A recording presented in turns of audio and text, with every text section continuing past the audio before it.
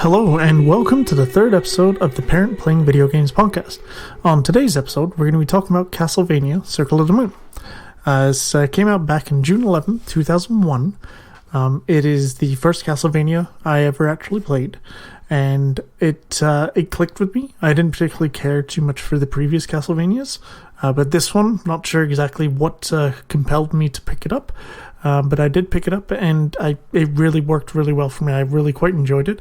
I think it reminded me quite a lot of Super Metroid, simply because of that Metroidvania style of game, going around looking for things. That was different from the previous versions of Castlevania, where it was kind of just more of the arcade version of the game. And funny enough, with this game as well, is that I actually bought it when I was in England, visiting, actually.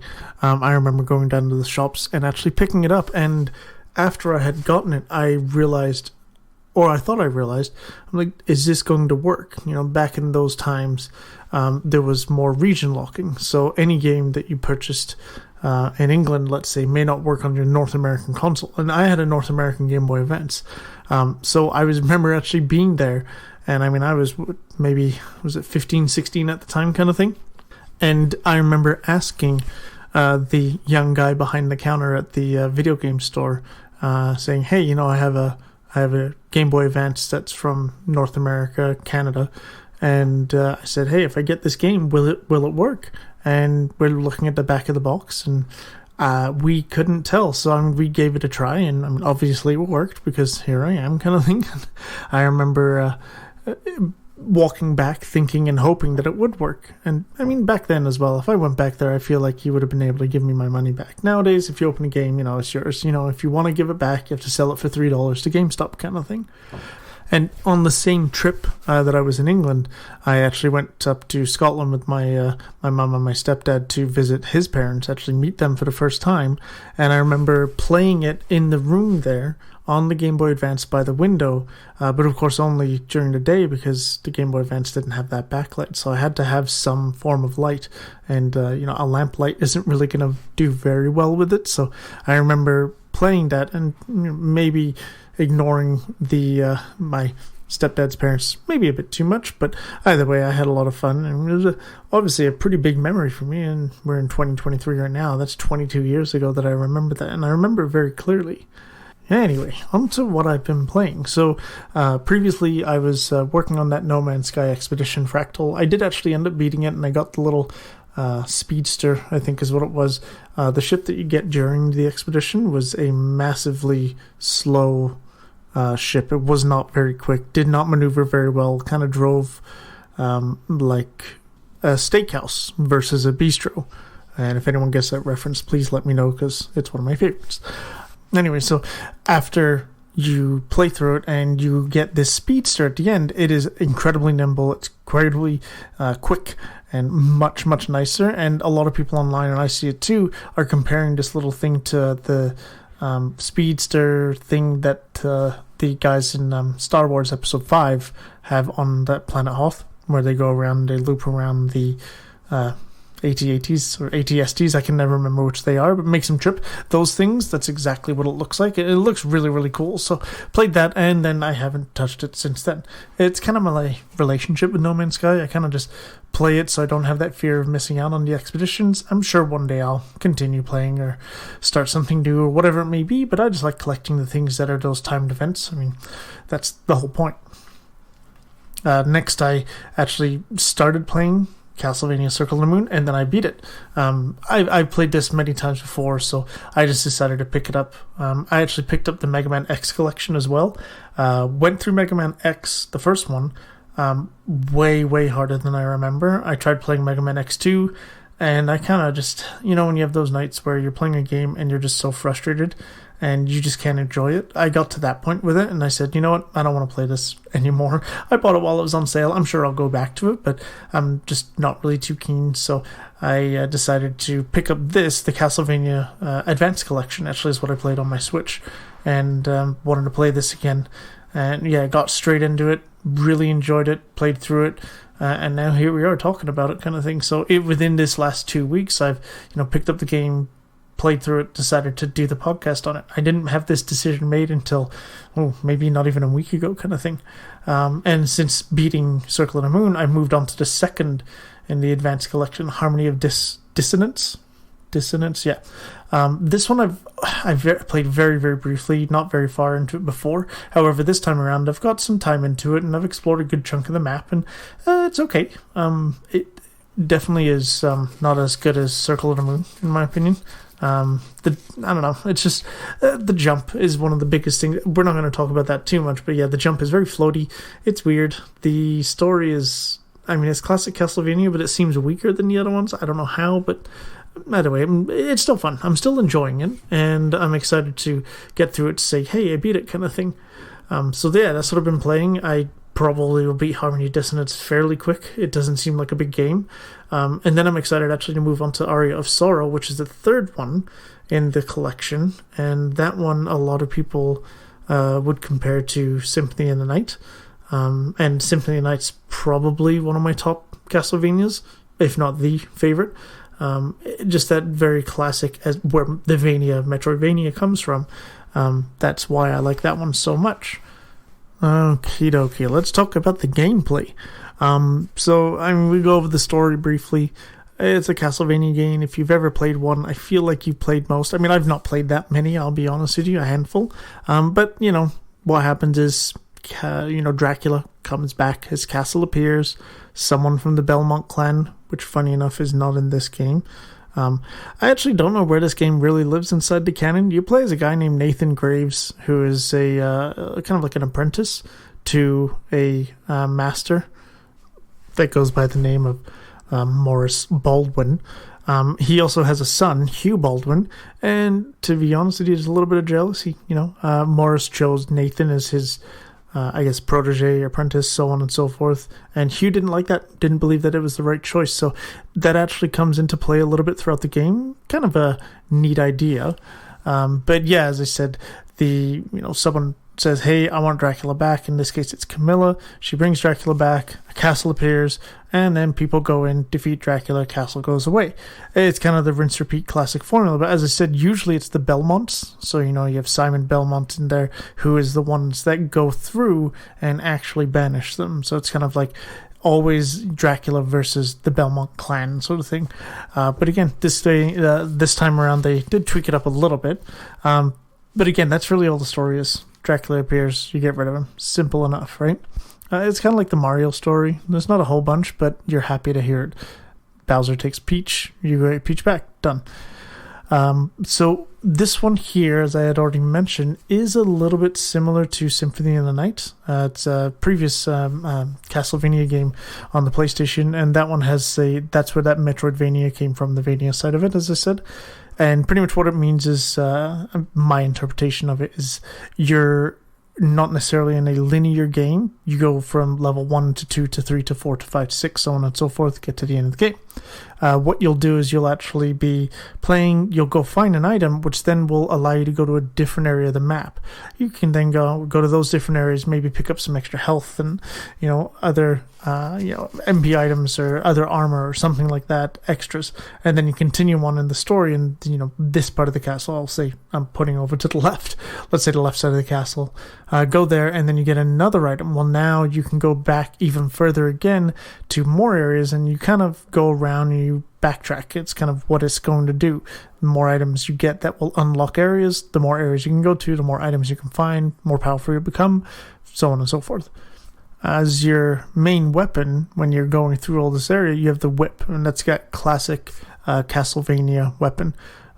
So yeah, you can give it a whip, you just hit it, whips. If you actually hold the button though, he'll whip, and then he'll hold it and he'll actually spin it around himself. Does really, really low damage, but some enemies are not necessarily high health, but they're more of an annoyance, and they have maybe erratic movement, and they have low health, right? So what you can do is you can spin that around, and it kind of gives them almost like a little bit of a shield that will hit those enemies for that low damage, and if it's enough, it can take out those little enemies. So useful in certain situations, but most of the time it's not really that useful. The whip is always, your main whip attack is going to be what your go-to is, at least at the beginning of the game. You then also have what's called sub-weapons. So sub-weapons will use hearts. So in the game, there's HP, hit points, MP for magic points, and then hearts. And hearts are kind of the ammo for the sub-weapons. And depending on what sub-weapon you have, when you use it, will determine how many hearts are used to actually, use that weapon. So we'll go over quickly. There's the dagger. It's literally just a throwing dagger. You throw it, super weak, but gives you a bit more range than the whip. So you can just, shoot some arrows in there. Again, you have a limited amount of the hearts, so you have a limited amount of ammo that you can use. Next one is an axe, and that one kind of is a arcing attack. So it kind of goes up and down, more damage, but not the easiest to hit enemies with because it is that unique pattern. However, on some bosses, it can be really useful because if the enemy or the boss is, maybe not at eye level, kind of with Nathan, if he's a little bit higher up, you can't hit him with the whip without jumping. You can just use the axe, and it goes in that pattern to hit him really well. We have holy water next. I never really have used the holy water, to be honest with you. It's a vial of water. He throws it on the ground, let's say 5 feet in front of him, and it just burns a little bit on the ground, then fizzles out. And now if you have maybe a slow-moving enemy or a stationary enemy, that would be good because it just constantly does damage. It takes away at damage on them, and then if they don't move out of it, then they'll eventually either die or the timer on it will run out. You can throw some more on there to kind of double up on the damage as well. We have the cross next, also called the boomerang, but is clearly a cross. I think it was called a boomerang maybe to avoid some religious ideas of sorts, but it's Dracula.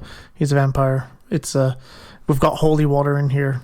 Obviously there's some sort of religious thing. Anyway, so the cross, it shoots out, and is also called a boomerang, goes out, and then it comes back and it spins. It does really good damage, and it's actually my favorite sub-weapon of choice. So when I get it, I generally keep this one. I don't ever change to anything else. Really good because the bigger the enemy, as it passes through them and comes back, it'll just keep on hitting them over and over and over again. So if you have a large enemy that's kind of slow and lumbering, you can throw the cross and do massive damage, and you can just keep throwing them. You can have 3 on the screen at the same time, but yeah, you can really get some good damage when you do that. And finally, you have the stopwatch, and the stopwatch is exactly that. It stops time. I think it's for 9 seconds, the little timer that appears. Very useful in certain situations if you need to get out of somewhere. What it does is it freezes all the enemies on the screen. So if there's a lot of enemies going around, or maybe it's just there's hard enemies that you just want to get past, you can use the stopwatch to kind of pause them, and then you can either attack them or run away from them, jump past them, whatever it may be. And now we get to the unique part of Castlevania Circle of the Moon. The really quite, what makes this game different from a lot of others is the DSS, which is the dual setup system. So how it works is that you have cards that drop from certain enemies, and what they are is there's 10 action cards and 10 attribute cards. So I'm going to go through them all, but for an example, the action cards, they're based off of Roman gods and goddesses, the names of them, and then the attribute cards are creatures from Greek or Roman mythology. Mercury is an example of one of the action cards, and Salamander is an example of the attribute card. And when you combine them together, what's going to happen is it will change your whip to fire. And so how that works is Mercury is the one where it changes your whip to an element, and Salamander is your fire element.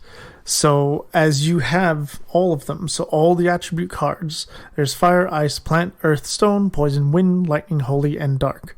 So for an example, if you match up Mercury, again, the elemental change to the whip, it will change your whip to any one of those elements. It will also change a little bit of things like, if you go to the plant one, it'll actually extend it just a tiny bit, and then the very end of it is kind of like a rose with thorns. So when you hit them with the majority of the whip, you do good damage. It's improved. However, if you hit with just the end of it, where it's the rose petals, you actually do substantially less damage. We'll go through a little bit more of them as well. Earth, what that one's going to do is that when you shoot that, it's very slow, but the range is much more. Lightning, you can hold down the weapon, and instead of spinning it, it'll just hold the whip in place. It'll actually do increased damage, decreasing damage, I should say. It starts off high, and then slowly each tick it gets lower and lower. just a little bit of a unique mechanic. So the rest of the cards, as I said, the attribute cards are very straightforward. They're just elements. The action cards, this is where it gets really cool. So for instance, or we'll start from the top. So as I said, Mercury is going to be your elemental change to whip. Next one is Venus. That's more of stat changes. So for an example, if you match Venus with Salamander, you just have an increased damage. I think it's 25%. If you match it with Serpent, which is your ice, you're going to have increased defense. Again, different ones will do that. Jupiter is going to be defensive enhancements. So this one here is where you can have things around you. So maxing with that Salamander again. I'm probably going to use Salamander as the biggest example. You'll do that. It'll actually have a couple fireballs, 2 fireballs that will go around you. If enemies get hit by them, they just do damage. What's next on my little list here? Mars. This one's really cool. Mars I like a lot. I actually played it a lot with Mars and Mandragora, which is plant. That one changes my weapon into a big plant sword. So instead of a whip kind of shooting, a little bit of an arc and then straight out, the sword is a giant arc, similar to the axe. It's a big, big arc. But again, because it's a rose sword, it has the same effect. If it's right on the tip of the sword, it's going to do less damage. Main part of the sword, it does more. Diana is going to add some projectiles to the whip, so if you shoot that with the Salamander, a little fireball comes out. Apollo throws explosives. This one, I'm not a fan of. It's kind of... it changes the game a lot, let's put it that way, and that's kind of cool, but I never used it. It was too difficult to use, and you didn't really get anything out of it. Like, you would throw, let's say, a little bomb at someone or an ice ball. They just didn't change that much, and it wasn't just you would attack. You actually kind of had to do I think it was down, right, up, or down, left, up, depending on the direction you're facing. And you did that, and then it shot. The problem with that is that takes time to do, and if you don't do it properly, the way you use your sub-weapons, if you hold up and press attack, well, if you don't trigger it properly, you just actually end up using your sub-weapon. I found it more hassle than anything. It was cool to see, but I never used it in any real situation. Neptune is next on our list. That one's really handy in very specific situations again. It makes you immune to a matched element. So for an example, later on near the end of the game, there's wind demons that have a very, what seems like erratic attack pattern. Like they shoot out these big circles of wind coming at you. And they're random, they kind of home in on you. And so what I like to do, because I have a hard time with them, I just match the Neptune up with Griffin, and that will give me immunity to wind. However, when you do these, there's my MP ticking down while it's active, but then when I get hit, it actually takes a chunk of MP away. So it's not like it's an infinite thing, but, to get through the hard room that I use it for, it works perfectly fine. Saturn is next on our list. Saturn creates a familiar. If you're not familiar with familiars, it's just like a little floating creature that sits around with you. Depends, again, on which one you have. Uranus summons a matched creature. So you summon it with Salamander, you get a Salamander. You summon it with Thunderbird, you get a Thunderbird. Now, this one, again, is very similar to Apollo in that the throwing of the explosives and the items is that you have to do that, down, right, up command. However, this one is worth it because it does cost a lot of MP for each one. But, for instance, Thunderbird, spoiler, that's how I beat Dracula. I had a really hard time in the final phase of Dracula, and that's how I did it. And it does huge damage across the whole screen, and you're immune while it's casting. So for a couple seconds, you're immune, you're doing huge damage, and it's all across the screen, even outside of the screen. I'll actually hit a little bit outside. So because in the final phase, it's a little bit erratic, that makes a huge difference. Very handy. And then the last card of the action cards is Pluto. This one does random stuff. All of the different things, instead of it being like a fire thing, or an ice thing, or an earth thing, or whatever it may be, this one here is just very random. The one I want to point out is Pluto and Black Dog, which is the dark card. It makes you a skeleton. However, you die in one hit. But you think, well, why would I ever use it? So when you shoot... what you do is you actually act like one of the skeletons earlier in the game. You kind of throw a bone in the same pattern as the axe, that arcing pattern. But what happens is you throw a little bone, and then randomly you'll throw a giant bone, which hits, I'd say maybe like 75% of the screen. It goes same pattern. When you do that, it does massive damage. So it's kind of a risk-reward thing.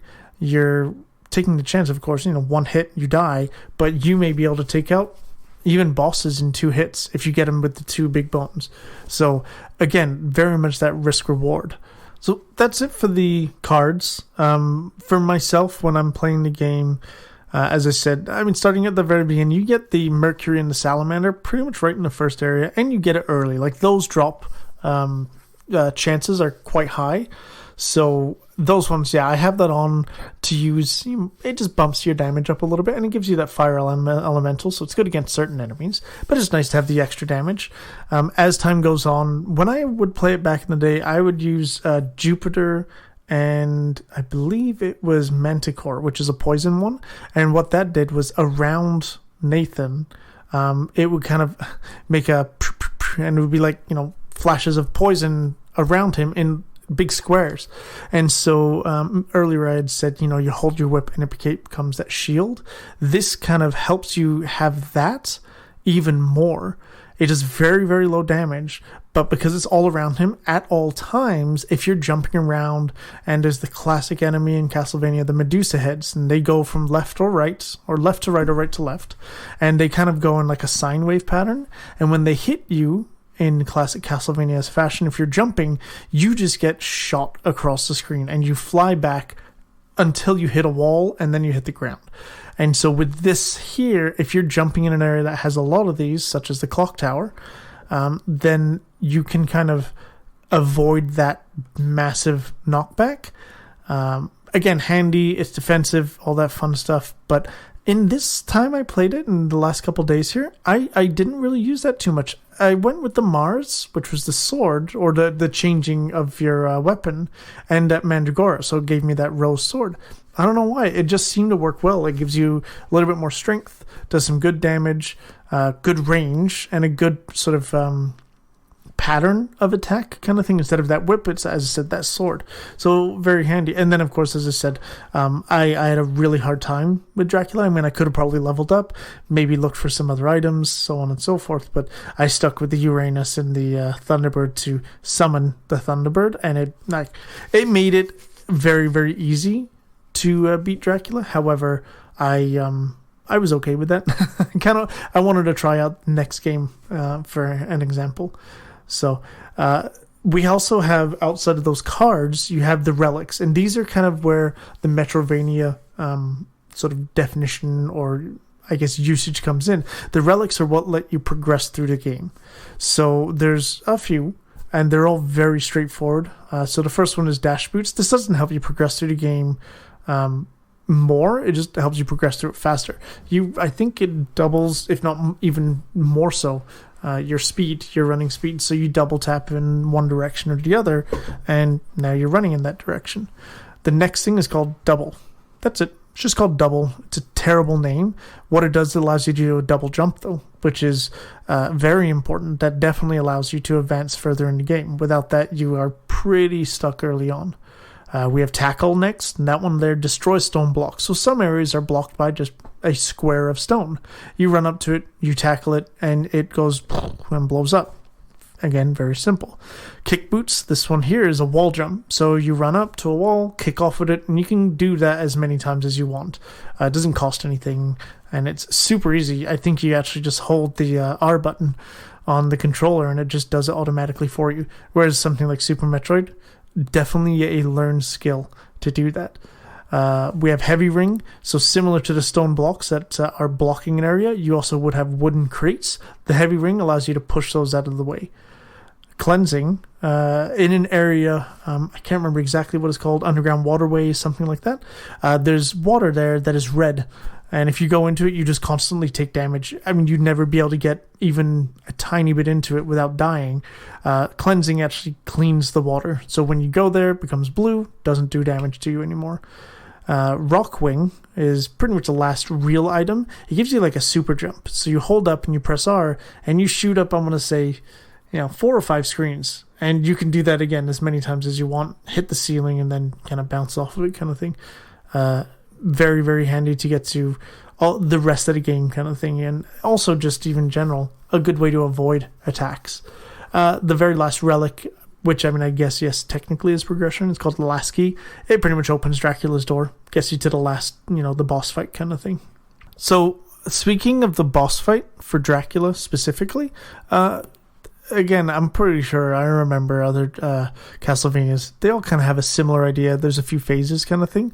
So the first phase, honestly, super easy. Kind of a face roll almost. You just take him out. I do the cross a few times and he's down. The second one, though, is a big sort of hulking monster. Does a lot of damage. The first phase of that, fairly easy. And the second phase is where I just had a lot of hard time. He'll charge at you, and I think the only way to avoid it is using the rock wing with that super jump. You shoot up super high, and then after he does that a few times, he becomes an eyeball with giant bats around him, and that's the part. It's really hard to get close enough with your whip to actually hit him, so you have to use other weapons. So I tried with the sword, same sort of thing. I can get him sort of, but I was hitting him with the pedal, so I wasn't really doing any damage. And the bats would sometimes break off and come at you, not at a tremendous speed, but if you're mid-jump and one kind of comes towards you, you can avoid it. That's that. So that's really where the summoning of Thunderbird came in handy. I had to summon that a handful of times and he was done. Again, I mean, maybe I would go back and play it and maybe not cheese the final boss, but it is what it is. So outside of the relics, you also have things like HP up, so it increases your max HP. MP up, same thing, and then hearts up. So you have those three kind of power-ups, those permanent power-ups. So obviously the more of those you have, the easier it'll be. You also level up in the game. You have those RPG elements. So you have things like, your strength, your intelligence, your defense, and your luck. They're all fairly straightforward. Strength is physical attacks. Intelligence is magic attacks, like the summoning of the different creatures. What was the other one? Oh, defense. Obviously, defense, how much you can defend against, how much damage you can take. And then, of course, is luck. And luck is the more luck you have, the higher chance of an enemy dropping an item. And I believe every enemy, if not every, but most, have two things that they can drop. A common item and a rare item. And, of course, the ones that you want are all the rare items. So, yeah, you'll have to kill a lot of enemies over and over and over again to get those rare drops. The cards are generally a rare drop. As I said, I think Mercury and Salamander are probably not. But if they are, it's a very common rare drop, if that makes any sense. So luck's always nice to increase as much as you can. But I also kind of focus mainly on defense more than anything. And the physical damage. Just because then I can just take more damage, do more damage. But the higher luck, the less time you're kind of grinding to find any really good items. Speaking of really good items, the best armor in the game, pretty much before you fight Dracula, of course, is you have to go through what's called the Battle Arena. And it's 17 rooms. And it's just one after another, pretty much. There's no real breaks in between. Like, there's a bit of a break, but there's no increasement. Like, you can't get any health back. There's no save point. There's nothing like that. It's just a handful of hearts. So, in between each room, or most rooms, you get 15 hearts. And I don't remember how much. I think the cross, when you throw that, the boomerang cross, that takes 6 hearts. So, if you use it, 3 times in one of these rooms, you've already kind of used up all the hearts that you would get back. But the reason this is really hard is because there's no DSS. So remember I said I was using the sword and I was using summonings and whatever other enhancement I want. Even if I just want just more defense, I can't use that in this room.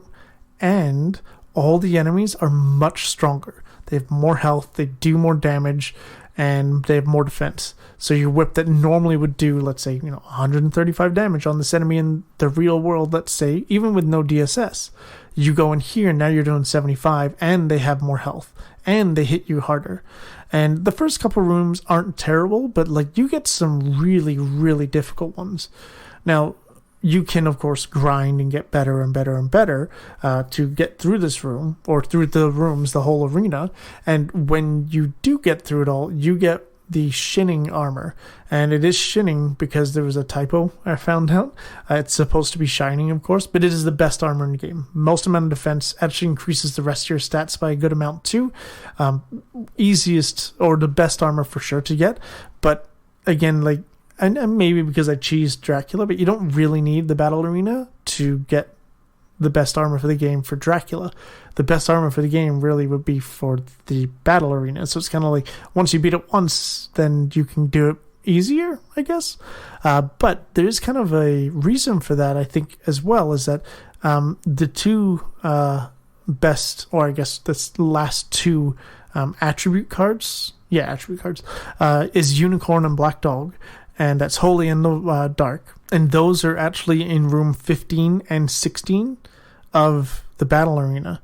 Now, when you go through it, you can't just say, well, I'm going to go to room 15, or you don't start where you died last. You start at the beginning every single time. Even when you complete the battle arena and you get that armor, you then, when you want to, let's say, go back and try and get the unicorn, you have to go through the whole thing again. So it is a lot of work to get those last 2 cards in the game. And while you're doing this and you're going through the rooms again, the nice thing with even though the enemies are harder and they hit harder, they actually give more experience too. So it's not just like you're on the losing end. You get more experience. So, I mean, it's not bad. You do it a bunch of times, you're going to level up fairly quick. So, I mean, you do get some benefits out of it, of course, right? You get more experience. So, let's say, you beat the game, you kill Dracula, everything's groovy.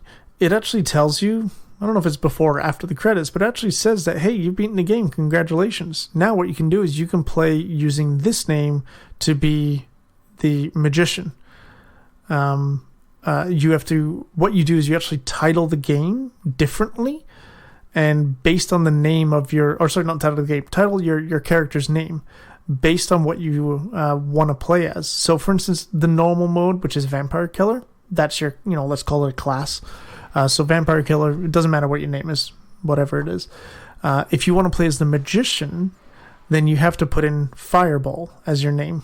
You can rename it, so it doesn't have to stay as Fireball. The different modes that you can play, and also, let's say, for instance, you play Vampire Killer, the original mode, fresh out of the box. You beat it, you can now play as Magician. Once you beat Magician, then you can play as Fighter. Once you play as and beat as Fighter, you play as Shooter. Once you beat a Shooter, you can play as Thief. So, and to break down them, so the Magician, you have all the cards in the game, and that's what I was going to say is that to get Unicorn and Black Dog in the battle arena is super difficult, but if you beat the game, normally you can still experience them without having to kind of grind it out. So you have all the cards in the game and you have a lot more intelligence, but your other stats are low. You have a lot more MP as well. So with this, generally, you're most likely going to summon in most rooms in the game, or you may use a few other little things, but again, for the most part, you're probably just going to summon. And because you have the MP, because you have the intellect or intelligence, it is definitely the easier way to play through the Magician. After you beat the game with the Magician, as I said, you get the Fighter. Now, this one is kind of the exact opposite of Magician. You have no cards. You can't even get any cards in the game. They just don't drop. However, you have very high strength. And I think you have better defense, too. But with that, it's kind of like how I would play the game in, that Vampire Killer normal mode, is that I just generally focus on doing the physical attacks anyway. So Fighter is actually, I think, the easiest way to play the game, because you just kind of hammer everything with damage kind of thing. Once you beat Fighter, then you get Shooter. Shooter is where it's more focusing on the sub-weapons. So you have a lot more hearts in the game. So you have more ammo for your sub-weapons. The cost of the sub-weapons is halved, so you have more ammo and it's cheaper to use. And then you also have the option of having the magic dagger. So one of those sub-weapons that I said earlier, the dagger, when you pick up a second dagger while having it, you get the magic dagger, which is same thing, but it's homing. So it makes it, I wouldn't say, well, technically easier in some way, but the Shooter is not the funnest of them. I think all of them are fun, and I have one more to talk about. All of them are fun in their own way, but the Shooter is kind of it's alright. It's the sub-weapons are not the highlight of the game. They're very, very suboptimal kind of thing, other than the boomerang / cross on bosses. But during normal fighting, I would never use the cross because it's quite expensive and it's kind of overkill for most enemies. So once you've done the Shooter, you get the last mode / class, and that's the Thief. So for an example, every other mode starts with 100 luck, and I don't know what I ended up as with my luck on my other character, but maybe a couple hundred, nothing too crazy. My defense was something like 1,000, my strength was probably like 500 or 600, something like that. As a Thief, you start with 1,600 luck, so it's a massive amount of luck. And so what that does, of course, is increases your drop chance substantially. You pretty much, as you play, you'll pretty much just be picking up items almost on every single enemy that you attack. Rare items are no longer really rare. They're actually fairly common, just because your increase of luck has made it so much easier. So I don't know which one I have as a favorite. As I said, when I played through it just this time recently, I just played through Vampire Killer. I unlocked the Magician, and that's it. Didn't start it. But I played them before over the years. I would say I like the Magician because you get access to all the cards, and I think that's neat. You get to see all the different things. The Fighter is nice because it is just kind of a beefed up way to play how I normally play. I think the Thief is actually probably one of the coolest because, yeah, you're just constantly getting items. And even things like, potions and ways to not increase your health, but recover health and recover from things like, being poisoned or cursed. That is hugely important in the game, and you usually don't get a huge amount of those items. So the Thief actually makes it kind of nice. You get a lot of them. So if I were to rank it, I would say Fighter, then Thief, then Magician, then Vampire Killer, then Shooter. I don't know. Shooter's kind of boring, is really what it is. So I don't really have it in there. So, yeah. So, again, the only thing is you have to beat, Vampire Killer, Magician, Fighter, Shooter, and then you get Thief. So if you want to play Thief, I can't just put in the name for Thief, which off the top of my head I don't know what it is. I can't just put that in. I have to actually beat the game. So even if you're like, oh, I beat the game, I'm going to look up what it is, and because the game tells you normally after you've beaten the previous, I'm going to look it up and put it in. It won't actually work. You'll just be Vampire Killer until you've beaten the previous one. So, which I think is actually kind of nice, and it creates a lot of replayability with it too. So we'll get into that in the time commitment a little bit more as well. So, okay, so again, next category now we have is our music.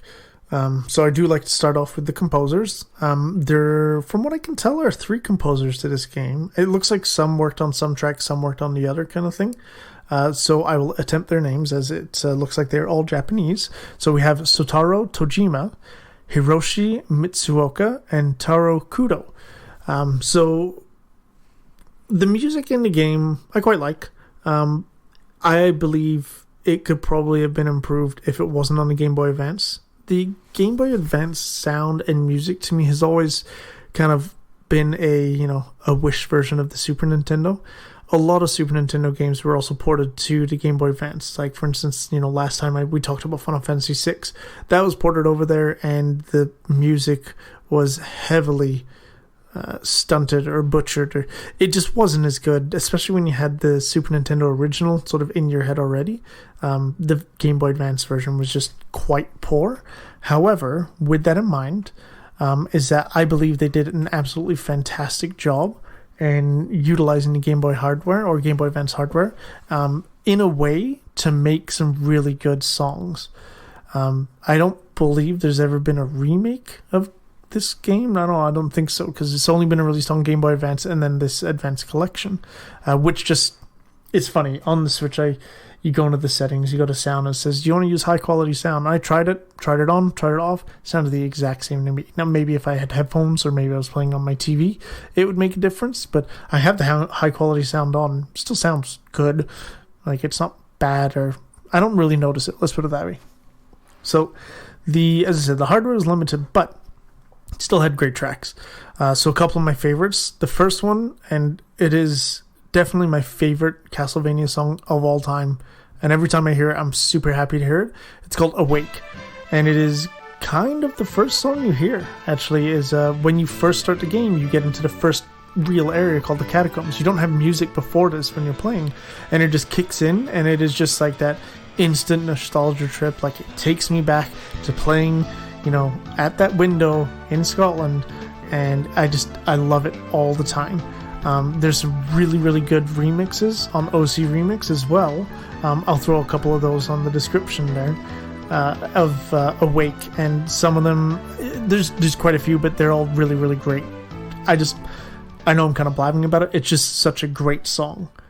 Next on my list, I have Aquarius. It has a cool, kind of a funky bass line to it. It just sounds fun. The area that it's in is fun to play through as well, so it's kind of a fun time. And then the last one I have on my list here is Vampire Killer. Now, if you've played any other Castlevania, I believe this is in I don't know about most of them, but quite a few of them. It's a really great tune. And again, even though the hardware was limited, they do a really good job with what they have. Next up, we have our time commitment. So I've played the game a few times, so I'm going to start with what my own personal time commitment of this game is. So in this instance, I played through the game, and I got, I think it was 94% of the map completed, which is only one metric. Of course, I didn't get all the items, I didn't get all the cards, all that stuff. I got all the core items, of course, those relics. But I did that, and I got it, and I beat the game in 5 hours, 25 minutes. Didn't really look through a walkthrough. I did look at a few strategies, a few ways to kill a couple bosses, but for the most part, I kind of did it solo kind of thing.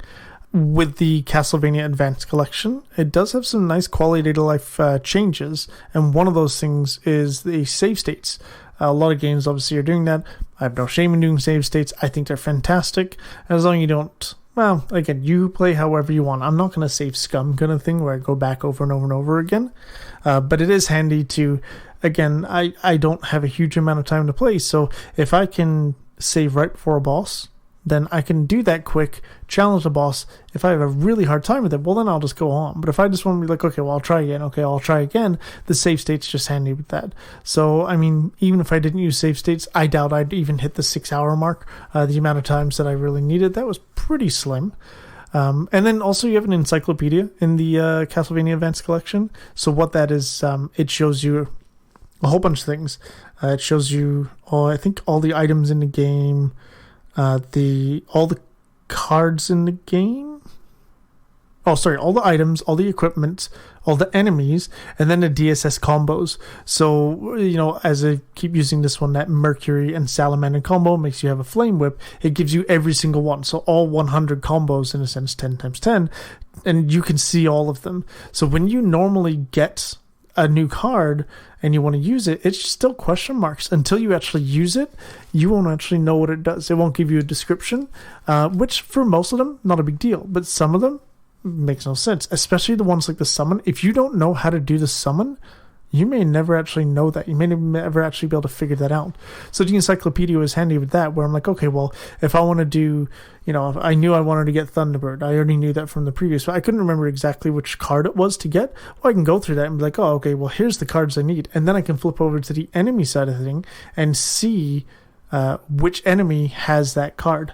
It doesn't tell you the location of the enemy. That's not the end of the world, but it gives you, I think, the HP, how much experience it gives you, and then the two different types of drops. So that drop 1, drop 2, common versus rare, and the element that they are. So if they're like, a wind element or fire element, you can kind of flip it around on them. Fire, I'm guessing ice would do better. It makes sense. So the encyclopedia was very handy for me to just go through there. It's kind of like a built-in Wikipedia. I didn't have to pull up my phone for that. So I appreciate those things. Any game that has a lot of that information built in, I think is nice. I don't really want to go on a Wikipedia page. Usually they're filled with ads or it's poorly formatted on the phone. So it's nice to be able to just see it right inside. The other side of that is that the different replayability with the extra modes is handy. Obviously, you don't have to do all the modes. I think it was 1, 2, 3, 4, 5 modes in total, including that normal vampire killer mode. You don't have to do all of them, but if you wanted to, sure. Let's say to make it easy, 5 to 8 hours per. We're looking at, slow math apparently. 5 times 25, 30 hours. Wow. There you go. 25 to 30, 35 hours sort of thing to, let's say, do all the modes in not 100% fashion at all.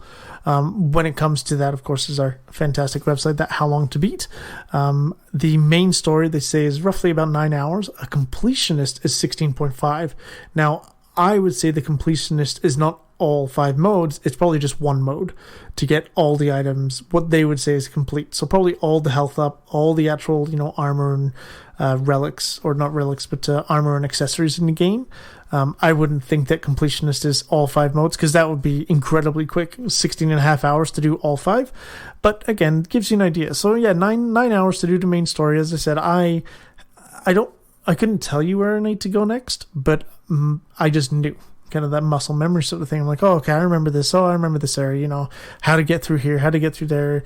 And then, like, even as well as, like, I remember when I saw the bosses, I'm like, oh, yeah, I remember this boss. I know how to take him down. So yeah, that helps, I think, when it comes to beating the game, of course, in a reasonable amount of time. Being that I played it on the Switch, it was very much a pick up and play. I mean, it played fantastic on the Switch. It looks really, really good. It nice and crisp pop graphics. So next on to the speed run. So this one here is kind of cool. So I went through it, and there's 3 categories. There's all bosses, any percent, and completionist. All bosses and any percent, you can play. They have different, like, almost like subcategories, let's call it, with each mode. Thief isn't generally used on most of them, but yeah, you'll have a different time for Vampire Killer, a different time for Magician, Fighter, and Shooter, and so on. And then the last one, that Completionist, no one does that unless you're Thief. And I mean, that makes sense. If you have to get every single item in the game, like absolutely every single thing, why would you not play as the character that has drops on almost every single kill? It just makes more sense to get all the cards. They are rare drops. Like on some of them, I had to kill enemies, dozens of times, and the less time you can spend on that, the quicker you can do it, get a better run.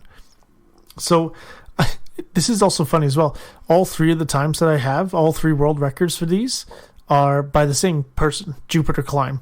I actually was very confused, and I was talking to my wife about it, and I said, okay, well, the all bosses is 25 minutes, but the any percent is 4 hours? I'm like, that doesn't seem to make any sense. Like, how is any percent, which is usually way, way quicker, so much longer than all bosses? All bosses sounds like it takes a lot more.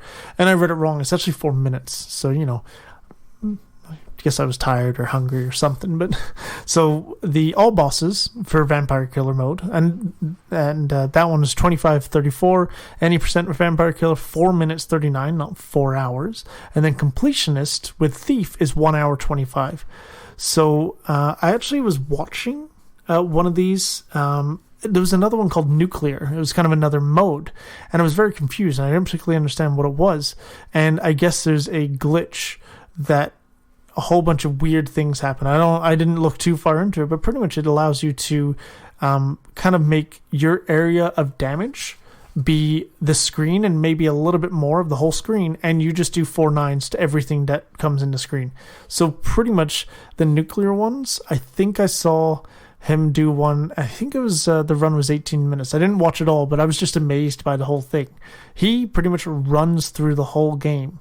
Just runs through the game. You don't have to attack anything because everything, you just do quad 9s. I don't even think Dracula himself or any other enemy in the game has more than that much damage. That much health. And even if they did, that damage just happens instantly, so it'll probably just happen twice and they're dead. So every single enemy in the game, the most difficult enemies, you just walk through. I thought it was kind of neat. It would be kind of cool to play as like a little showcase thing.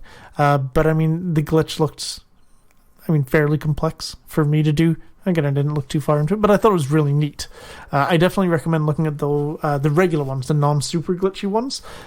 Any percent is like, there's like screen warps that happen. It was pretty crazy because when he got that 4:39, I watched that one because it's less than 5 minutes. He did that. His best time prior to that was 54 seconds slower. So it was roughly, let's say, 5:35 or something like that. It was insane how quick he got it, but it was incredibly luck-based. So, maybe it'll get beaten, maybe it won't. But it was super, super luck-based, and he just had really, really good luck. Now, earlier I had said that I picked up this game, played through it all, and I beat it, and then I said, you know what, or near the end of it, I'm like, yeah, I'm going to do the podcast on this one. I didn't honestly think too hard on that. I'm like, I really like this game, I want to share my thoughts on it, so on and so forth. But being the Parent Playing Video Games podcast, I kind of said, didn't think too hard on that parent part of it. So on our section now, the kiddable section, I wouldn't say this game is super kiddable. Maybe an older kid that has played through a couple games such as Super Mario World or Mario Brothers, any other side-scrollers, they could start working on this, but it is not an easy game. From what I remember and what I know of, Castlevanias in general are not really that easy, so they're not the easiest for a kid to pick up. I know I've said easy many times, but it's not that easy, I swear. So it's not, they can't just pick it up and start playing like a Mario game, in my opinion. The controls are simple because, again, 2D side-scroller controls make it easier. You only have that 2 dimensions to walk through. The game starts off slow, but I remember getting to a part very, very early in the game. I believe it's, let me count now, 1, 2, it's a third screen that you get to, and I could not get past this enemy. I thought it was a boss, and I'm like, I'm doing something wrong, I cannot kill him. I also didn't realize that there was a save point earlier. I missed it. I actually kept restarting the game over because I never got a chance to save. So every time I died, there was never a save file, so I just had to keep starting the game over. And I got frustrated with it. I'm like, I don't know how to do this, blah, blah, blah. And I mean, I eventually got through it, obviously, but yeah, it isn't really a pick up and play kind of game. It does take some time to get the nuances of it.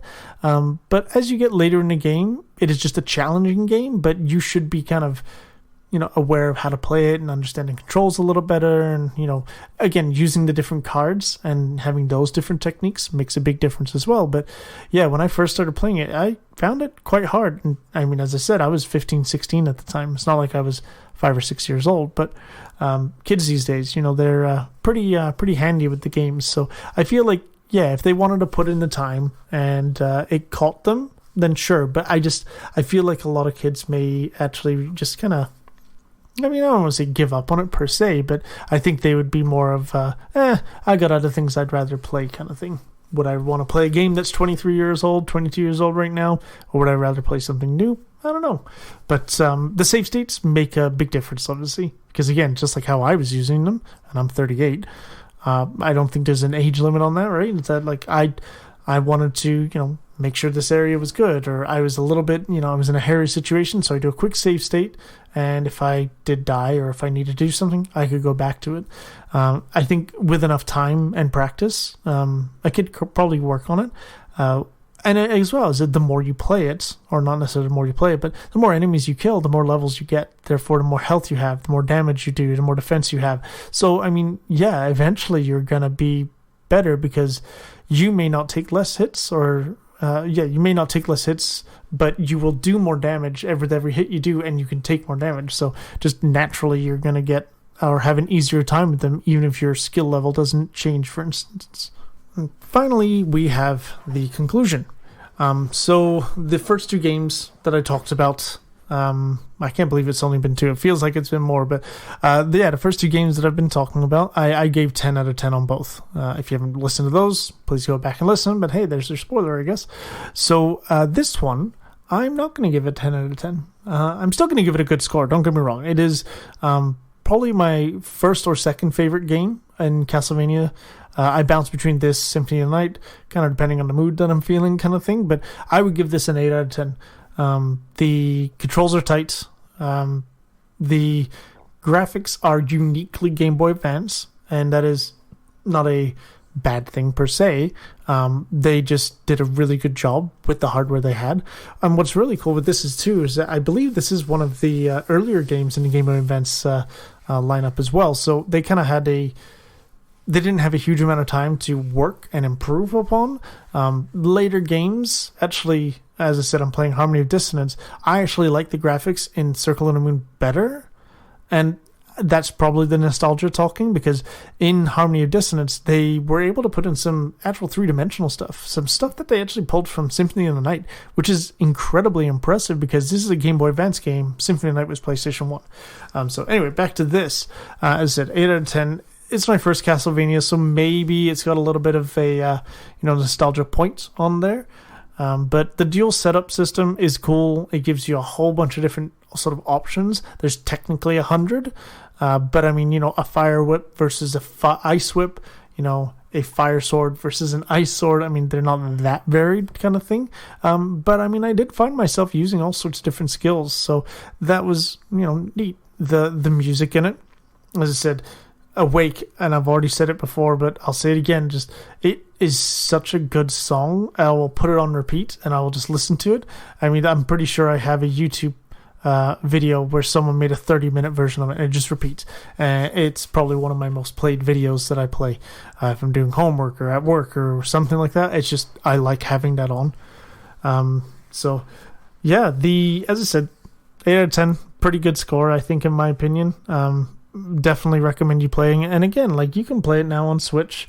I was debating on getting it on Switch or the PlayStation, but I mean, something like this is not demanding, so why wouldn't you just get it on Switch? It's the Switch is a great console for that. Plus, I take it to work and I play it at lunch if I can, so it's great.